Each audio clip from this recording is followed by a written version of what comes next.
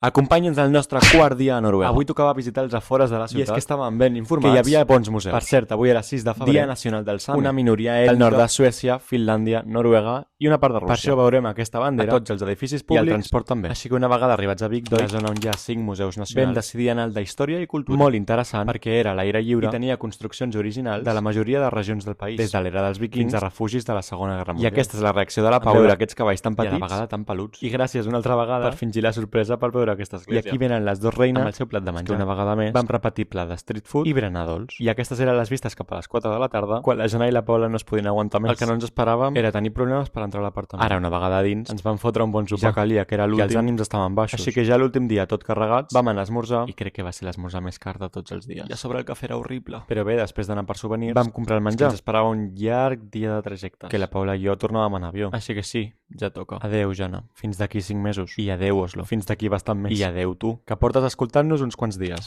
Gràcies per acompanyar-nos i fins la propera.